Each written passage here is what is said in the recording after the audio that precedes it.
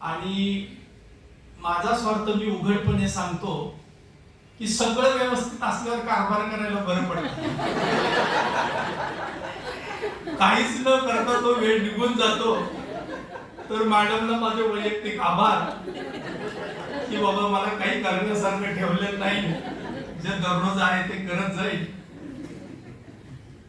कुलकर्णी साहेब हा म्हणजे गंभीर केलेलं नाही. खरं तर गंभीर व्हायचं कारण नाही. आपल्या सर्वांना माहित आहे, आम्ही ज्या दिवशी इथे येतो त्या दिवशी ट्रान्सफरची पक्की एकच गोष्ट असते, बाकी काय होईल माहित नसतं, करावं लागतं. आणि ते करत असताना कोणालाही दुखवायचा हेतू कुणाचाही नसतो, अधिकाऱ्याचाही नसतो.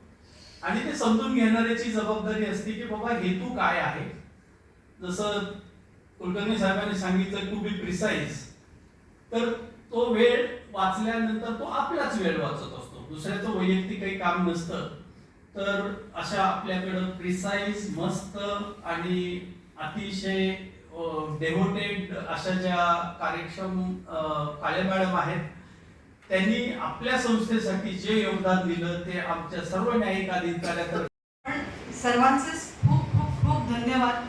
हा ऋणानुबंध असाच राहू द्या. इथून जरी जात असले तरी तुमची सगळ्यांची जागा माझ्या हृदयात आहे. आणि ह्या सगळ्या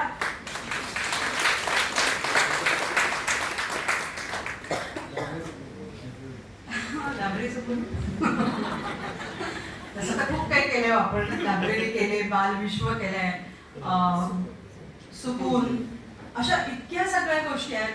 हा 2-3 गोष्ट आहे की लायब्ररीच्या बाबत मात्र की असं होतं की आता फॅमिली कोर्टात लोकांसाठी खूप गरजेचं आहे. किंवा मी जेव्हा लायब्ररीचं उद्घाटन झालं तेव्हा हे पण म्हटलं की आता तुम्ही लोक आमच्याकडून ॲडजमेंट घेणार नाही, कारण सायटेशन पुढच्या तारखेला दाखल करतो. त्यामुळे तुमचं काय म्हणतात की साताऱ्याला नक्की या. सातारा छान आहे असं मला सगळे म्हणतात. आणि मला खरंच स्वतःला निसर्गाची आवड आहे. हे सगळं निसर्ग जवळून बघायचा वेळ, कारण पुण्याच्या बाहेर साताऱ्याचा डोंगर आहे. तर आम्ही जेव्हा कुठे जायचं म्हणायचं शनिवारी रविवारी, तर मी सगळ्या मैत्रिणींना म्हणायचे की आपण साताऱ्याच्या डोंगरावर जाऊ.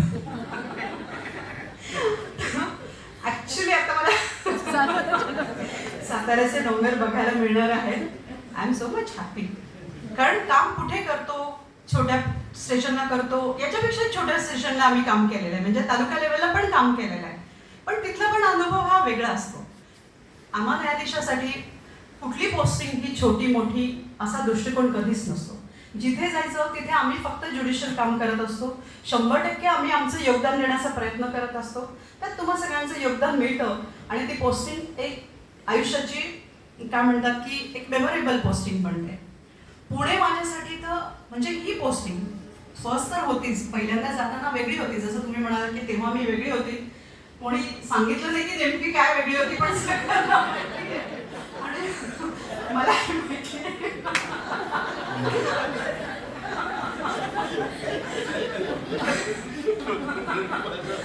पण कोणी तेवढी डेअरिंगच नाही केली.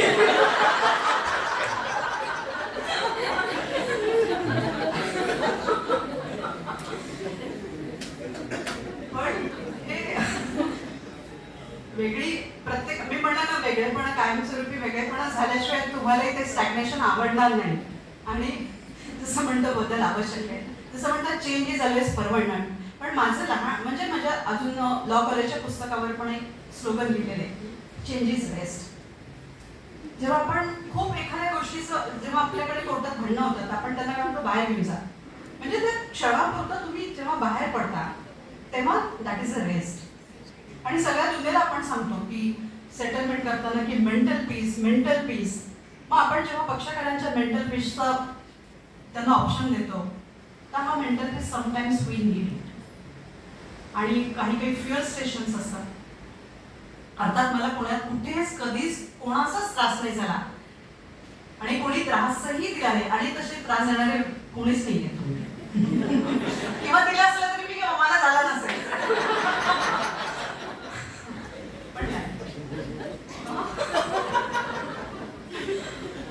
मनापासून आपले खूप खूप खूप धन्यवाद. धन्यवाद.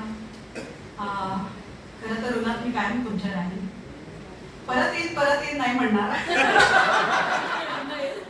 पुन्हा येईन नाही म्हणणार, कारण ते माझ्या हातात नाहीये. नशिबात आपल्या जिथे जिथे आपण जाणार आहोत तिथे अवश्य तुमच्या आठवणी सोबत नक्की कॅरी करेल. धन्यवाद.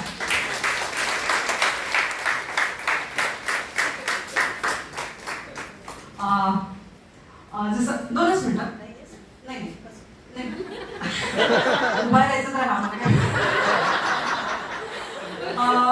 कारण जेव्हा बरंच साहेबांना मी म्हणायचे की साहेब आता तुम्हाला हे काम करायचं आहे, कारण मी 9 तारखेला नसणार आहे. तुम्ही मला मिस कराल का नाही माहित नाही, करणार. पण रुक्मे साहेब म्हणजे बऱ्याच वेळेस जेव्हा साहेब यायचे आणि तेव्हा सांगायचे की साहेब आपल्याला आपण आता इथे प्रिन्सिपल जज म्हणून येणार आहात आणि साहेबांना पण तुम्ही सगळ्यांनी सहकार्य केलं, अर्थात तुम्ही त्यांना पण तसंच करणार आहे. त्यांचंही असं माझे जे अनुभव आहेत त्याच्यापेक्षा अजून छान साहेबांचे अनुभव राहणार आहेत. साहेब आपल्याला खूप खूप खूप शुभेच्छा. सगळ्या न्यायाधीशांना शुभेच्छा. तुम्हा सगळ्यांना तुमच्या पुढच्या कारकिर्दीसाठी.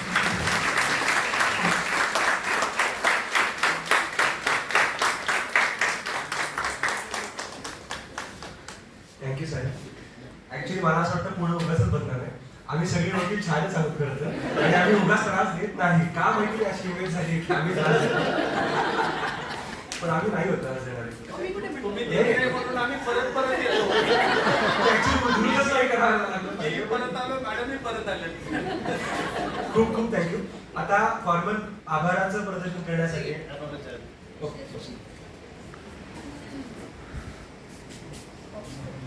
महत्वाची सूचना आभाराच्या अगोदर देत आहे. आज 6 तारीख आणि 9 तारखेला असाच एक फंक्शन होणार आहे आपल्याकडे. आपल्याकडे वायाळा साहेब बांद्रा फॅमिली कोर्ट इथून येत आहेत. त्यांचा स्वागताचा कार्यक्रम आणि आपलेच कोर्ट नंबर 2 आदरणीय रुक्मे साहेब हे प्रिन्सिपल जज आपल्या इथं झालेले आहेत. त्यांचं स्वागत आणि सत्कार हा कार्यक्रम आपण 9 तारखेला दुपारी 2 ते 3 याच हॉलमध्ये आयोजित करत आहोत. तरी सर्वांनी त्या कार्यक्रमाला उपस्थित व्हायचं आहे. आणि आणखीन एक महत्त्वाची सूचना की 14 तारखेला सुट्टी आहे, शनिवार आहे, परंतु त्या दिवशी अतिशय खूप वेगळा कार्यक्रम आपण ठेवलेला आहे. आपण जे लेख वगैरे वर्षभर गोळा केले होते त्या पुस्तकाचं प्रकाशन वेद तत्वांचा, त्या पुस्तकाला आपण नाव दिलंय. आज संध्याकाळपर्यंत प्रमुख पाहुणे आपले कन्फर्म होतील. 2 हायकोर्ट जस्टिस याच्यामध्ये आहेत. दोन्हीपैकी एक तर फायनल झालेले आहेतच, फक्त एकांचं निश्चित संध्याकाळी आपल्याला कळेल. तर तो 14 तारखेचा कार्यक्रम सकाळी 10 ते 1 वाजता आणि 1 वाजता माझ्या अध्यक्षपदाचा तो शेवटचा कार्यक्रम असेल, म्हणून माझ्या वतीनं सर्वांसाठी जेवण त्या दिवशी मी ठेवतोय. तर सर्वांनी 9 तारीख आणि 14 तारीख ही लक्षात ठेवायची आहे. धन्यवाद. आणि समोरचा कार्यक्रम चांगला अशी जाहीर करतो.